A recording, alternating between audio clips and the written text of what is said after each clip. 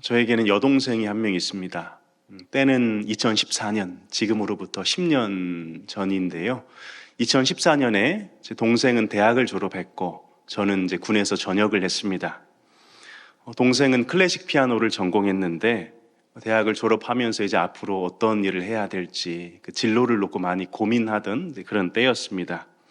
그러던 중에 자신이 또 동경하기도 했고 그 음악의 본고장이라고 하는 독일을 비롯해서 그런 유럽을 좀 한번 다녀오고 싶다, 이런 진로를 위한 탐방을 좀 계획을 하고 있었더라고요.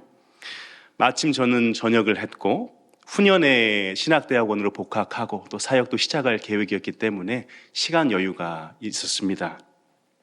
그래서 하루는 아버지께서 저를 부르시더니 동생이 이제 이러한 진로 탐방으로 한 달 정도 나가려고 하는데 혼자 딸을 보내기에는 마음이 놓이지가 않는다. 네가 시간도 있고 또 장교로 이렇게 전역을 해서 퇴직금이 나왔거든요. 한 600만 원 정도 나왔는데 그 돈을 같이 해가지고 좀 갔다 오면 어떻겠냐.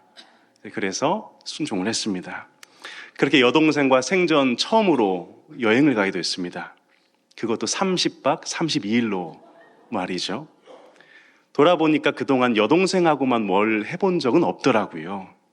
어딜 가도 부모님하고 같이 가고 가족이 뭘 같이 했지 여동생하고만 어디를 가거나 뭘 해본 적이 없었습니다. 둘뿐이라 어렸을 적은 좀 친하게 지냈던 것 같은데 서로 사춘기를 지나면서 소 닭보듯 지냈고, 대학 때 제가 이제 집을 떠나서 서울로 오게 되면서 여동생과 시간을 같이 이렇게 보낼 그런 기회나 어떤 그런 게 없었던 것 같아요. 그래서 동생에 대한 이해도가 낮았습니다. 30박 32일 동안 여행하면서 동생과 2번 정도 의절할 뻔한 위기도 있었지만 그래도 동생에 대해서 많이 이해하게 되는 그런 시간이었습니다.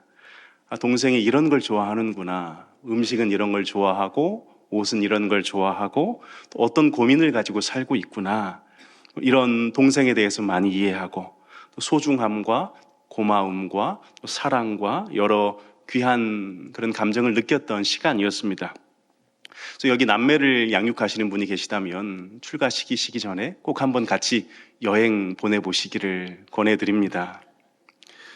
한 달 동안 여행하면서 제가 고생했던 게 하나 있는데 그 음식이었습니다.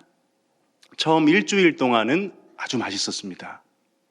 빵과 파스타와 고기와 이런 것들 참 맛있었습니다.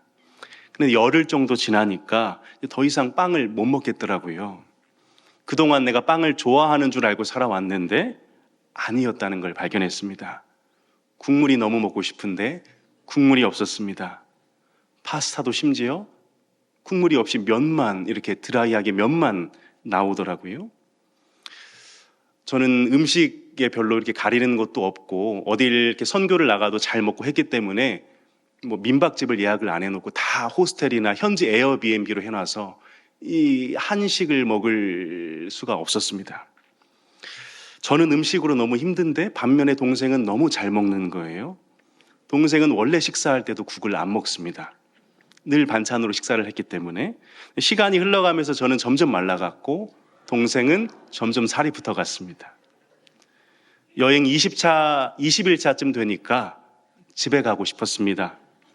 여행도 이 동생의 진로를 위한 여행이었기 때문에 음악 연주회나 음악대학 탐방이나 또 미술관, 박물관 이런 곳들을 주로 다녔거든요. 저는 예술의 조예가 적어서 이게 흥미도 없고 식사도 어렵고, 반면에 동생은 너무 좋아하는 거예요. 자기가 하고 싶어 하는 것들 하고 먹고 싶은 것들 먹고, 저는 이제 언제 집에 가지? 하루를 달력에서 이렇게 지워갔고, 동생은 하루라도 더 있고 싶은데 가는 걸 아쉬워했고, 20일쯤 지나면서 정말 남은 이 열흘의 시간을 동생한테 주고 먼저 오고 싶다. 제 10일을 동생이 가져가면 동생은 20일 있을 수 있고 저는 집으로 갈 수 있을 텐데, 이런 이루어지지 못할 그런 생각들을 했습니다. 그래도 제가 그 여행을 버틸 수 있었던 건 돌아갈 집이 있다는 생각 때문이었습니다. 그래도 몇 밤만 자면 내가 집으로 가지. 집에 가면 내가 뭘 해야지? 어떤 음식을 먹어야지? 이런 생각들이 남은 그 열흘을 버티게 했던 것 같습니다. 그 땅에 내가 눌러 사는 게 아니고 나그네라는 사실이, 돌아갈 고향과 집이 있다는 것이 얼마나 위로가 되었는지 모릅니다. 오늘 본문에서 사도 베드로는 신자된 우리를 나그네에 비유합니다. 먼저 오늘 본문인 베드로전서는 편지입니다. 편지의 서론에는 늘 누가 누구에게 이 편지를 쓰는지가 나오는데요. 이 편지는 누가 썼습니까? 예수 그리스도의 사도 베드로가 썼다 이야기를 합니다. 그럼 누구에게 썼을까요? 1절에도 나오죠. 본도, 갈라디아, 갑바도기아, 아시아와 비두니아에 흩어진 나그네에게 썼습니다. 지도를 한번 보여주시면 이 아시아는 지금의 터키 서남부 지역을 가리키고요. 비두니아와 본도, 우측에 보면 이렇게 표가 되어 있는데요. 비두니아와 본도, 갈라디아와 갑바도기아는 터키의 북쪽 전체와 동쪽 대부분을 차지하는 곳입니다. 다시 말하면 여기 나열된 곳은 지금 터키의 동남부 지역을 제외한 전 지역을 총망라하는 굉장히 넓은 지역입니다. 그러니까 석관동에 사는, 장위동에 사는 흩어진 나그네, 성북구에 사는 흩어진 나그네가 아니고 이 터키라는 이 나라, 이 굉장히 큰 나라, 이 지역에 흩어진 나그네에게 썼다는 건데요. 여기 흩어져 있는 나그네라 함은 문자적으로 이 광대한 이 지역에 정말 이 지리적으로 흩어져 있는 교회와 신자를 가리킨다기보다는 하나님을 모르는 이 세상 가운데서 살아가는 그 신자의 모습, 낯설기도 하고 외롭기도 한 그 마음 둘 곳 없는 영적인 처지를 묘사하고 있는 표현입니다. 세상 가운데 살아가는 신자의 처지가, 세상 안에 살아가지만 세상에 속하지 않은 자로 살아가는 그 처지가 마치 천하 곳곳에 흩어져서 자기 땅이 아닌 낯선 곳에서 잠시 머무는 나그네의 처지와 같다는 걸 말하고 있는 겁니다. 이 땅에서 우리는 나그네입니다. 사실 이 나그네라는 표현은 구약에서부터 등장을 합니다. 먼저 이스라엘 백성들은 애굽에서 400년 동안 나그네였습니다. 그리고 출애굽 이후 광야의 삶에서도 나그네처럼 하나님이 약속하신 땅을 향해 계속 나아가는, 현실에 안주하지 않고 약속하신 땅을 향해 나아가는 그 신앙의 여정이 나그네의 삶으로 그려집니다. 약속의 땅에 들어가서도 하나님께서는 이스라엘 백성들에게 나그네를 대하는 태도 속에 그 신앙을 표현하게 하셨습니다. 우리 출애굽기와 레위기 구절을 한번 같이 읽어보면 좋겠는데요. 먼저 출애굽기 22장 21절 말씀을 같이 한번 읽어보겠습니다. 너는 이방 나그네를 압제하지 말며 그들을 학대하지 말라. 너희도 애굽 땅에서 나그네였습니다. 레위기 말씀도 읽겠습니다. 토지를 영구히 팔지 말 것은 다 내 것임이니라. 너희는 거류민이요 동거하는 자로서 나와 함께 있느니라. 아멘. 여기 거류민이라는 단어가 나그네라는 단어입니다. 이처럼 이스라엘 백성들이 나그네였다는 것을, 그리고 지금은 영원한 본향을 향해 나아가는 나그네임을 하나님은 끊임없이 일깨워 주셨습니다. 그러한 신앙이 이 사도 베드로에게도 이어진 것이죠. 베드로는 신자된 우리를 향하여서 우리는 흩어진 나그네다 표현했습니다. 신구약을 관통하는 이 나그네 신앙은 이 땅의 삶이 전부가 아니며 우리가 결국 이 천국의 본향을 향해 나아가는 사람들로서 나그네처럼 주님 허락하신 이 세상의 여정을 살아가는 것이라는 걸 말하고 있지요. 사도는 신자된 우리를 1절에 흩어진 나그네에 비유하고 2절에 가면 나그네 된 우리는 택하심을 받은 자들이다.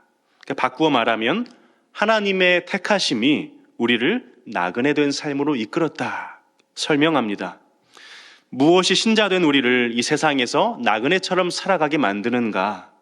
그것은 바로 하나님께서 나를 택하여 구별하셨기 때문이다. 이런 말입니다. 하나님의 택하심에 대하여 조금 더 구체적으로 베드로는 서술을 해놓았는데요. 하나님께서 우리를 택하신 것은 하나님의 미리 아심을 따라 하나님의 편에서 시작된 것이다. 우리 자신의 뜻과 의지와 어떠함과 어떤 조건과도 상관없이 오직 하나님 홀로 기뻐하시는 그 뜻을 따라 우리에게 깊은 관심과 사랑을 가지시고 우리를 택하사 구별하셨다는 말입니다. 또 성령이 거룩하게 하심으로 순종함과 예수 그리스도의 핏부림을 얻기 위해 택하셨다 하고 있는데요. 이는 하나님께서 우리를 택하신 목적에 대한 내용입니다.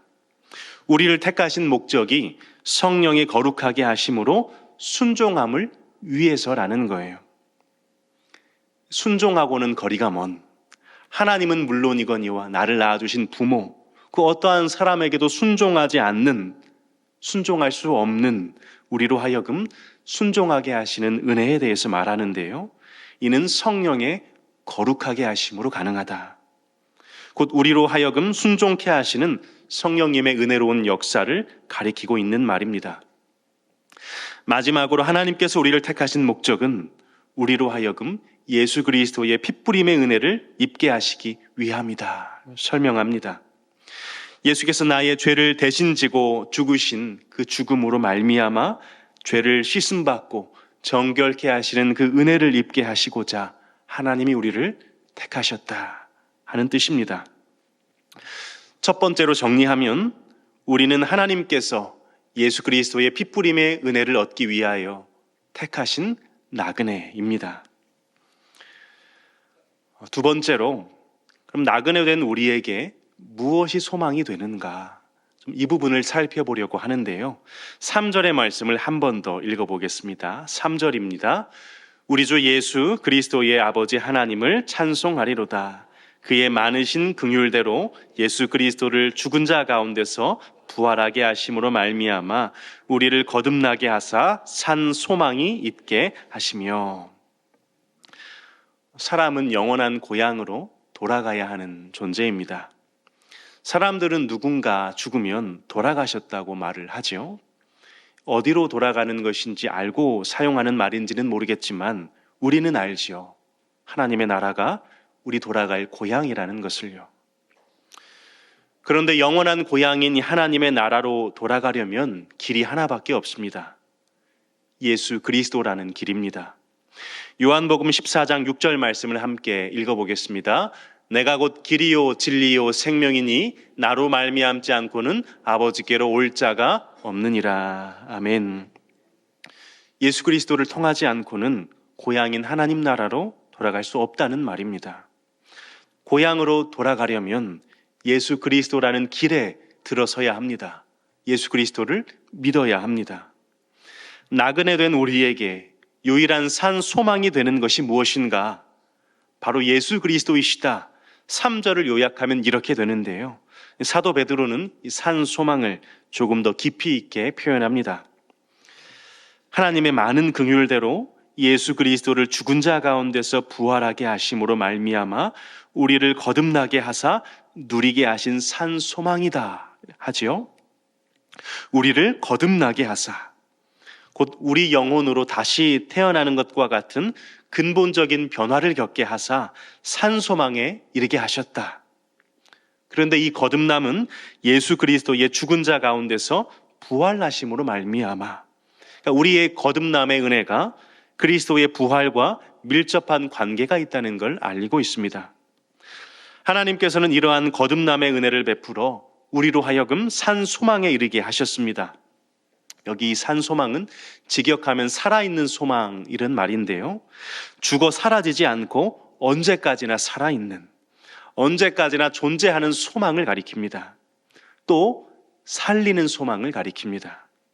그 소망을 4절에서 더 구체적으로 설명하지요. 이 소망은 썩어서 가치를 잃거나 사라지는 것이 아닌, 이 세상이 말하는 것들은 썩어서 가치를 잃거나 사라지는 것들입니다. 세상의 소망은 결국 부패하게 되는, 인간을 구원해 줄 수 있을 줄 알았는데 오히려 그 끝으로 가면 파멸로 몰아세우는 것들입니다. 돈도 권력도 쾌락도 인간에게 참 소망이 될 수 없습니다. 그러나 이 예수 죽음과 부활로 말미암아 거듭나게 하사 허락하신 이 소망은 썩어서 그 가치를 잃지 않는, 죄로 더럽혀지지 않는 순전한 것이요 결코 쇠하지 않을 유업, 말하자면 이 땅에 속한 것이 아니요 우리를 위해 하늘에 간직해 두신 유업이 된다 하는 뜻입니다. 우리가 이 세상의 나그네라면 어떻게 살아가야 하겠습니까? 이 나그네 생활은 그리 오래지 않습니다. 인생이 그리 길지 않기 때문입니다. 나그네 생활을 마치면 우리는 영원한 고향인 하나님 나라로 돌아가야 합니다. 이 사실을 안다면 우리는 욕심을 부리지 않을 겁니다. 금방 떠날 거라면 욕심을 낼 이유도, 세상의 어떤 것에 목숨을 걸고 집착할 이유도 없습니다. 그렇게 우리가 사모하는 것에 대한 변화를 맞이하게 되지요. 제가 한 달 동안 유럽 여행을 하면서 욕심을 내지 않았습니다. 거기서 자동차를 샀다거나 부동산을 샀다거나 아주 고가의 물건을 샀다거나 그러지 않았습니다. 짐도 아주 단촐하게 꾸려갔고 도시를 옮겨 다니면서 기온이 좀 차가워져서 추워지면 그때 아울렛 같은 상점 들어가서 저렴한 자켓 하나 사 입고 그 외에는 별로 산 게 없습니다. 이동할 때도 짐이 많아지면 이게 이동이 불편해지고 부대끼기 때문에 또 고향으로 돌아올 때 다 가지고 올 수가 없거든요.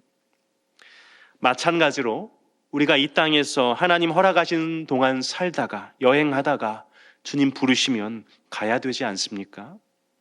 그때 이 세상의 것 하나라도 우리가 가지고 갈 수 있는 게 있을까요? 아무것도 없습니다.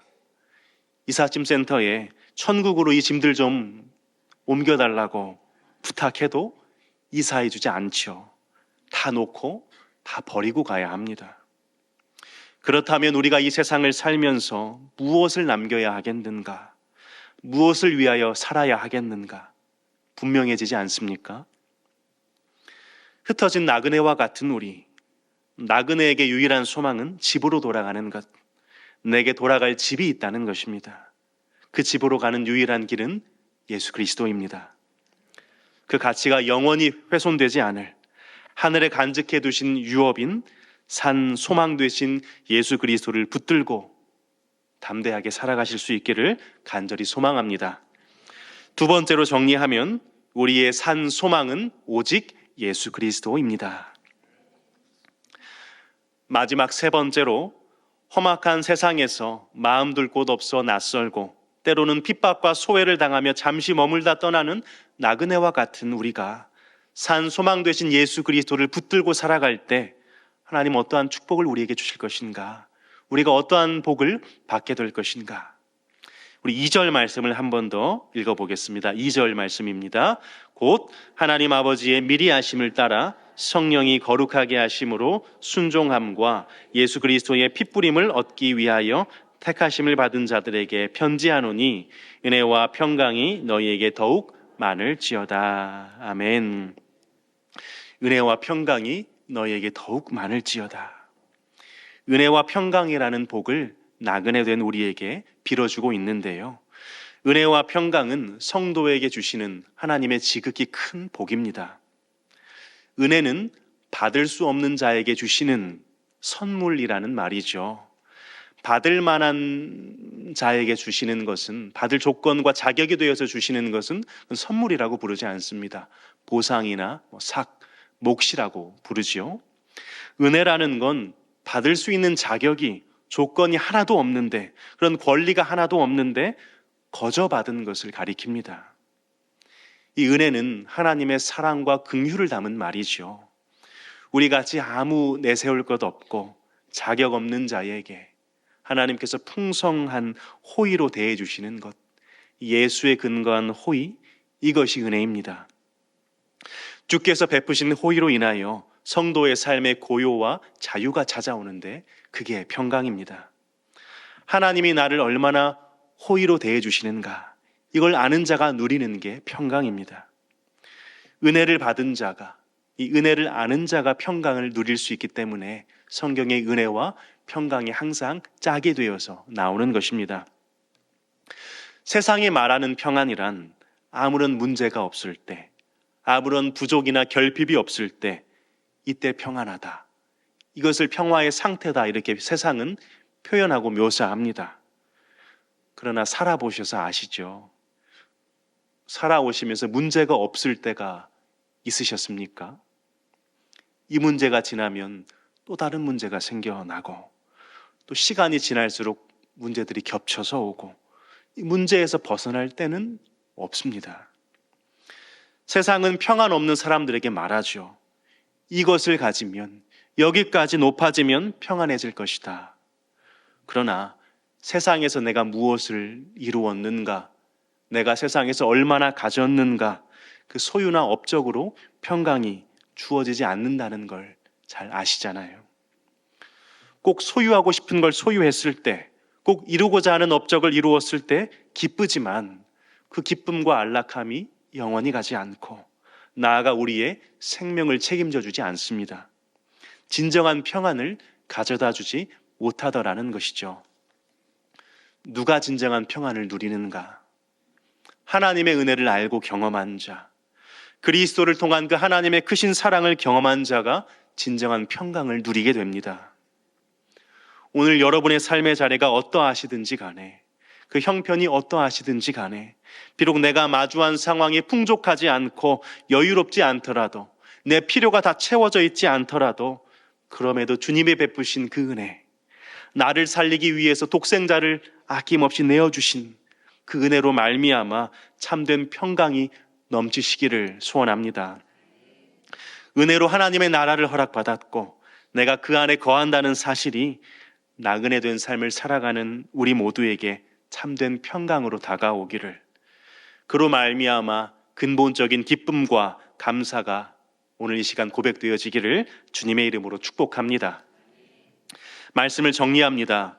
베드로전서는 험악한 세상에서 마음 둘 곳 없어 낯설고 때로는 핍박과 소외를 당하며 잠시 머물다 떠나는 나그네처럼 살아가는 신자에게 우리가 무엇을 붙들고 살아가야 할 것인가? 우리가 세상에서 만나는 고난과 시험 가운데 무엇이 우리에게 진정한 위로가 되고 평강이 되는가, 소망이 되는가, 이걸 가르쳐주고 있습니다. 이 땅이 얼마나 헛되고 허망합니까? 돌아서면 끝입니다.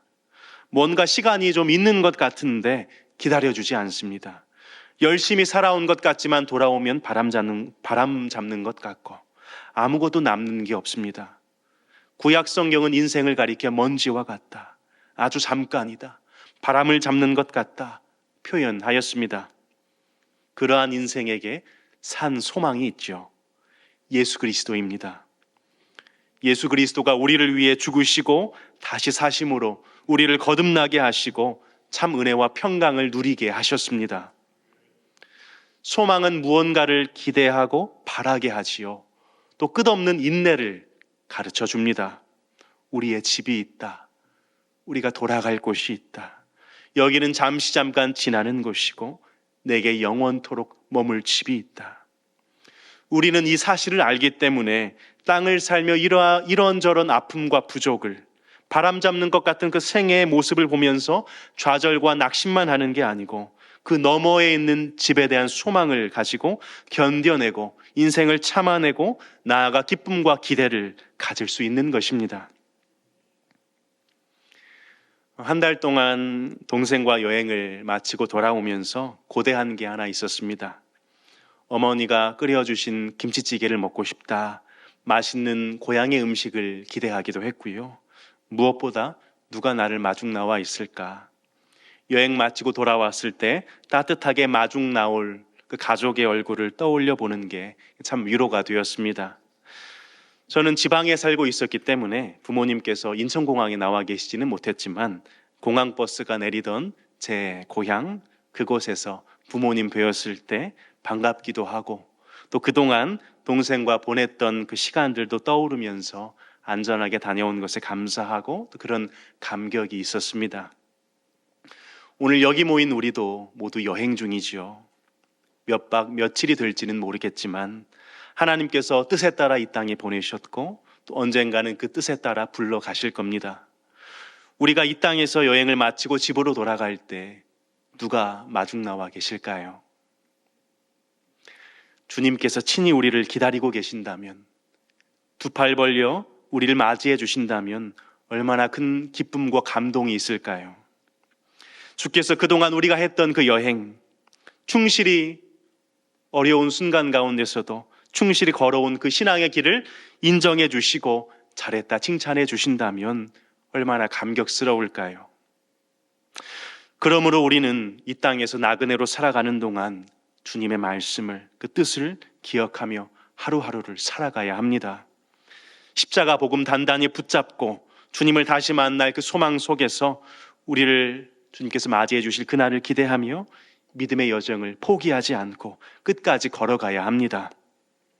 우리가 가는 이 길은, 이 믿음의 길은 방향도 없고 애매모호해서 제각각인 길이 아닙니다. 시작과 끝이 분명하며 목적지가 분명히 정해져 있는 길입니다. 그 길의 목적지는 바로 예수 그리스도입니다. 주님과 다시 만날 그날의 소망을 가지고 나그네 된 우리가 이 땅에서 믿음의 경주가 힘들 때마다 믿음의 주요, 산 소망이 되시는 예수 그리스도를 바라봄으로 힘을 얻어 믿음의 여정을 기쁨으로 완주할 수 있기를 바랍니다. 그리고 주님 정하신 날 이 땅에서의 소풍을 마치고 집으로 돌아갈 때 마중 나와 계시는 주님을 우리가 다 만나 뵐 수 있기를, 잘했다 착하고 충성된 종아 내 잔치에 참여하라, 말씀 듣는 가운데 형용할 수 없는 기쁨과 감격을 누리시며 주님과 함께 영원히 거하시기를 주님의 이름으로 축복합니다.